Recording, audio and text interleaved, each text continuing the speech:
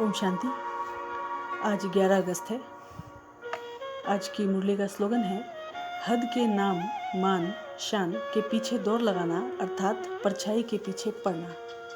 तो बाबा ने आज परछाई से तुलना किया है इन सभी चीज़ों को, क्योंकि परछाई के बारे में तो हम सभी जानते हैं कि वो ज़रूर दिखता ज़रूर है हमको, लेकिन हम उनके पीछे जितना भी भागे हम उनको कभी प्राप्त नहीं कर सकते हमेशा के लिए। तो उसी प्रकार से ये सारी जो हद की चीज़ें बाबा ने बताया है, ये हमारे साथ होता तो ज़रूर है, लेकिन ये हमेशा सदा के लिए हमारे साथ नहीं होता है। तो इसीलिए बाबा ने बोला है कि हद के नाम मान शान के पीछे दौड़ लगाना। तो इसके लिए तो सबसे पहले हमको कुछ मुख्य पुरुषार्थ करना होगा और अपने अंदर चेकिंग करनी होगी। तो सबसे पहले तो हमको अपने देह के लगाव को ख़त्म करना पड़ेगा, क्योंकि ये नाम मान शान ये इसका सीधा संबंध हमारे देह के साथ ही होता है। जब हम देहभान में आते हैं तो ही हमको इन सब चीज़ों की आवश्यकता पड़ती है। तो बाबा कहते हैं कि पहले अपने देह के लगाव को ख़त्म करो, तो संबंध और पदार्थ से लगाव अपने आप ही ख़त्म हो जाएगा। फिर चाहे कोई भी विकार हो, बाबा कहते हैं कि क्यों, क्या, ऐसा होना चाहिए, ये होना चाहिए।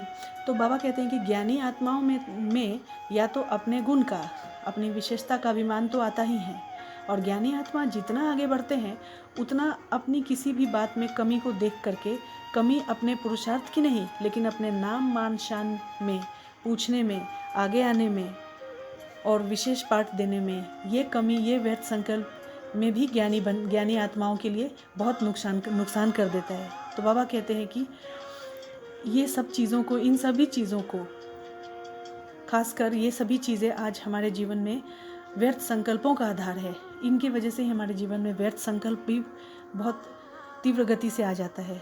तो बाबा कहते हैं कि चाहे देह का भान हो या कोई भी हो, मेरे को कम क्यों, या मेरे में ये पद होना चाहिए, मुझे आगे करना चाहिए, तो अगर ये सब हमको नहीं मिलता है तो हम इसको जहाँ हमको अभिमान आता है वहाँ हम अपने आप को अपमानित भी महसूस करने लगते हैं। तो अभिमान और अपमान, ये दो भी हमारे अंदर व्यर्थ संकल्पों को जन्म देता है।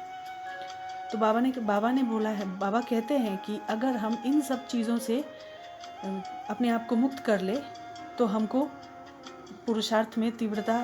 हमारे पुरुषार्थ में तीव्रता आ जाएगी और हम बहुत फास्ट और आगे जा सकते हैं। तो उसके लिए बाबा ने बहुत बार अव्यक्त वाणियों में भी चर्चा किया है कि हमारा जो यह देह है, ये तो मिट्टी का बना हुआ है, और मिट्टी की बनी हुई चीज़ें तो मिट्टी में ही मिल जानी है। देखने में जैसे शरीर देखने में बहुत सुंदर होता है, चाहे सूरत से, चाहे कोई विशेषता से, चाहे गुण से। तो कहते हैं कि मुझे कोई लगाव नहीं है, इन सब चीज़ों से कोई स्नेह नहीं है, लेकिन इनका यह गुण बहुत अच्छा है। कभी कभी हम ऐसा भी कहते हैं कि किसी को देखने के सूरत के हिसाब से, या उनके अंदर कोई विशेष गुण या विशेषता के अनुसार हम कहते भी हैं कि इनके अंदर यह गुण बहुत अच्छा है। तो गुणों का प्रभाव तो थोड़ा पड़ ही जाता है। तो बाबा कहते हैं कि गुणों का प्रभाव पड़ जाता है तो ये भी एक आकर्षण है। तो किसी भी व्यक्ति से या व्यक्ति के गुणों से अगर हम आकर्षित होते हैं तो बाबा कहते हैं कि ये गुण उनको देने वाला कौन? क्योंकि अगर हमारे अंदर ये नेचुरल गुण है तो उस गुण को भी प्राप्त करने के लिए ज्ञान भरना ही पड़ेगा। तो बाबा कहते हैं कि ज्ञान भरने वाला कौन? तो बाप है। तो हम जो ये हद की नाम मान शान के पीछे रहते हैं, इन सभी से हमको अपने आप को मुक्त कर देना है, क्योंकि ये सब हमारे जीवन में थोड़े समय के लिए ही हैं, और अगर हम इनको ही फॉलो करेंगे और इनके पीछे ही दौड़ लगाएंगे तो हम अपने आप को और भटकाएंगे। इसलिए बाबा ने परछाई के साथ तुलना भी किया है। तो हमको विशेष ध्यान रखना है कि हम जितना हो सके अपने देह के लगाव को खत्म करें, समाप्त करें, तो ही हम आगे जा सकते हैं और सहज पुरुषार्थी बन सकते हैं। ओम शांति।